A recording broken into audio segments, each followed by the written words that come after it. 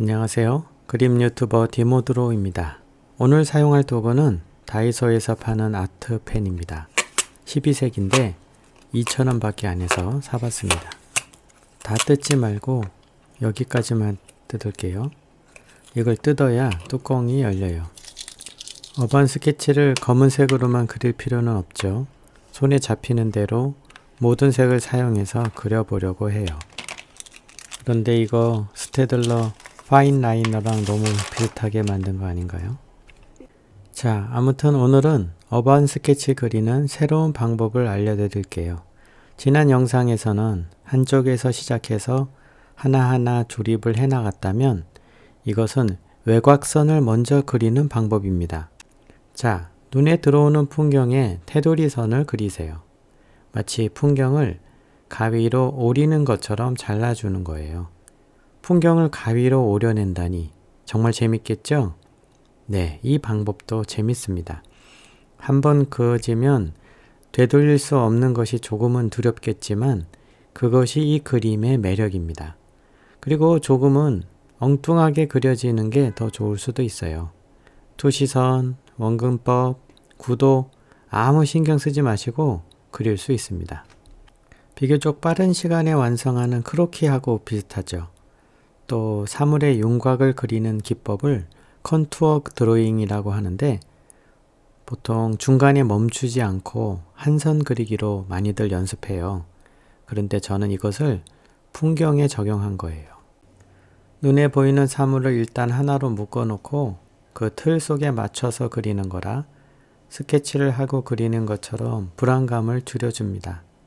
그리고 생각보다 그림이 보기 좋게 나올 거예요. 이러한 방법은 그림을 너무 딱딱하게 그려지는 분들에게 도움이 될 겁니다. 선을 좀 더 자유롭게 만들어줄 필요가 있죠.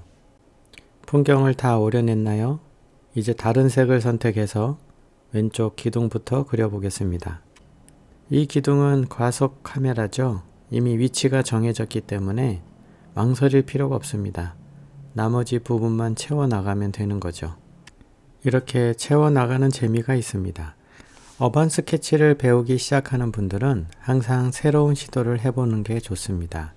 너무 선생님처럼 그려지는 함정에 빠질 수 있으니까요. 자기만의 느낌을 가지는 게 좋죠. 지금 그리는 방법이 외곽선을 그어서 그림의 경계를 정하고 그 안에서 그려나간다고 한다면 반대로 그것을 싫어하는 분들도 계십니다. 선이 그어지면 그 선 안에만 색을 칠하게 되니까요. 선 없이 색을 칠하면서 그리는 방법도 있죠. 그것도 멋지지 않나요? 선으로 나를 가두려고 하지 마라. 뭐 이런 느낌이잖아요. 그것도 나중에 보여드리도록 하겠습니다. 아무튼 다양한 방법들을 시도해 보세요. 오른쪽 기둥을 그려봅니다. 이것은 신호등이에요. 양쪽 차선의 신호등이 같이 붙어 있네요. 하나는 뒷면이 보이고 하나는 앞면이 보이는 거죠. 세 칸으로 된 신호등을 그리고 있습니다.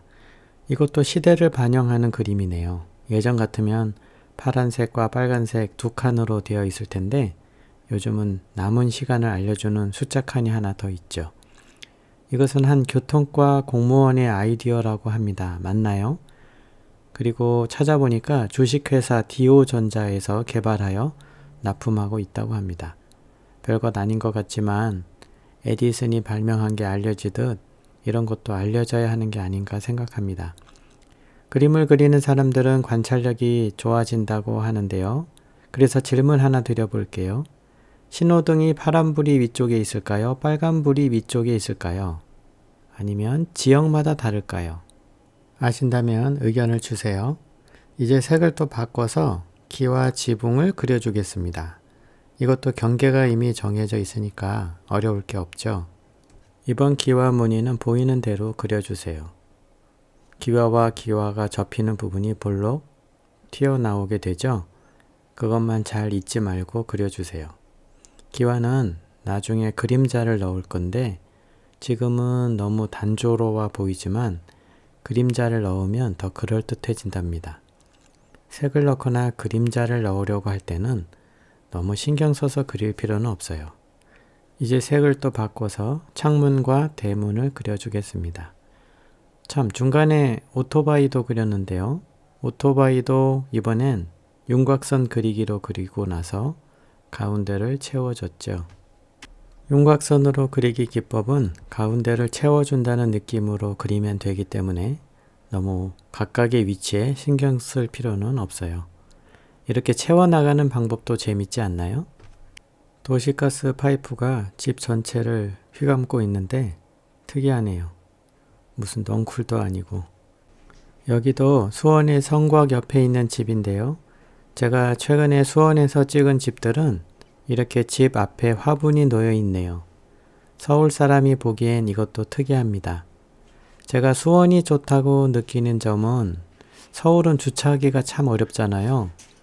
수원도 길이 좁고 차가 많은데 대신 주차칸을 낮에는 누구나 사용할 수 있어요. 거주자는 6시 이후 저녁 시간에만 사용하는 거고 낮에는 비어있는 곳에 주차를 할 수 있어서 그 점이 좋더라고요. 물론 상가 구역은 조금 다르니까 조심하셔야 합니다. 사실 이 집을 찍은 이유는 조금 특이한 디자인을 하고 있어요. 평평한 지붕인데 그 위에 기와 지붕을 얹은 느낌이랄까요? 어떻게 이런 구조를 하게 되었을까요?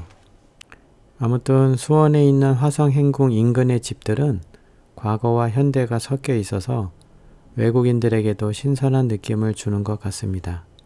대부분의 색을 사용했고 회색이 남아 있어서 이것으로 배경을 흐릿하게 그려주고 있습니다. 어반 스케치에서 주인공이 되는 건물 이외의 배경은 이렇게 간략하게 처리할 수 있습니다. 배경을 간략하게라도 넣으면 주변이 어떤 모양인지 기록이 되는 거예요. 어반 스케치의 역할이랄까? 보통은 그림 플러스 기록의 의미가 있다고 생각됩니다. 그래서 일기를 쓰는 것과 비슷한 느낌인데요. 건물이 항상 그 자리에 있지는 않지요. 우리가 보고 있는 이 모습도 내년에도 볼 수 있을지는 알 수 없고요. 참, 제 어반 스케치 영상은 되도록 제가 직접 찍은 사진을 여러분에게 제공하고 있습니다. 저는 아주 오랫동안 사진을 찍어와서 사진도 저에게는 소중해요.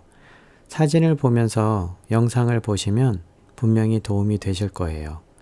파일은 압축이 되어 있는데 이번 파일의 암호는 디모드로우 러브입니다. 제 채널명과 사랑이라는 아름다운 영어 단어를 조합해 봤어요. 정말 어려운 암호죠? 그래도 제 채널을 사랑해 달라는 의미로 이렇게 지어봤습니다. 어반 스케치 그림은 그림자의 역할이 커요. 그래서 사진을 찍을 때도 그림자를 생각하면서 찍습니다. 그러니 쉬운 사진이 아니죠. 어반 스케치용 사진인 겁니다. 그림자는 단순한 그림에 입체감을 더해주죠. 이렇게 먹물이나 마커 등을 사용해서 그림자 넣는 연습을 해보세요. 태양의 방향이 좌측에 있다는 것을 염두에 두고 어디가 어두워질지 생각하면서 넣습니다. 이번 사진은 그림자가 명확해서 도움이 되실 거예요. 이렇게 해서 모든 색을 다 사용해서 그려봤습니다. 이제 그림에 생기를 조금 더 주기 위해서 외곽선을 조금 더 진하게 검은색으로 한 번 더 그려주고 색을 칠하는 대신에 무늬를 넣어서 질감을 넣으려고 합니다. 무늬는 여러분이 좋아하는 아무 무늬나 넣어보세요. 제가 가장 좋아하는 무늬는 이리저리 왔다 갔다 선인데 이렇게 아무렇게나 그리는 것처럼 보이지만 사실 일정한 패턴이 있습니다. 자, 어떤가요? 집이 조금 찌그러졌지만 그래도 어반 스케치다운 느낌이 있죠. 스케치 없이 그리는 이 두 번째 방법도 여러분을 즐겁게 하기를 바랍니다.